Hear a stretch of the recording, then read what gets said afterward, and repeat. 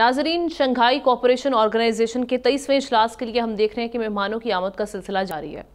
तकरीबन 11 साल बाद, और आज हम देख रहे हैं कि पाकिस्तान के जो दरीना दोस्त हैं चाइनीज़, उनके वज़ीर आज़म इस वक्त पाकिस्तान में हैं।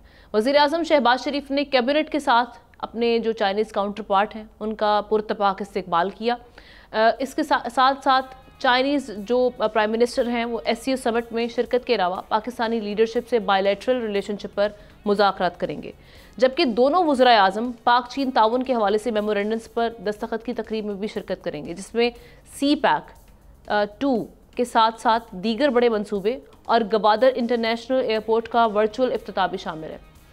SCO के हवाले से अगर हम बात करें, थोड़ी सी अगर इसकी हिस्ट्री पर जाते हैं, तो जियोग्राफिकल एतबार से ये दुनिया के तकरीबन 80% रकबे पर मुहित है। 2023 के फैक्ट्स एंड फिगर्स के मुताबिक दुनिया की जो 40% आबादी है SCO और GDP का तकरीबन 32% हिस्सा रखती है।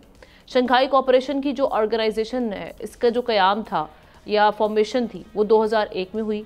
इससे कबल 1996 में शंघाई कोऑपरेशन ऑर्गेनाइजेशन के हवाले से अगर हम बात करें तो इसके 5 मेंबर्स थे, जिन्हें शंघाई 5V कहा जाता था।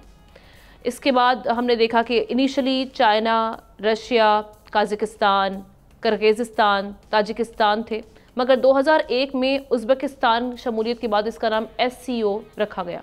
2017 में पाकिस्तान और भारत, 2023 में ईरान, और रवां बरस हम देख रहे हैं कि बेलारूस के मुस्तकिल रुकन के तौर पर इस वक्त SCO का मेंबर बन चुका है।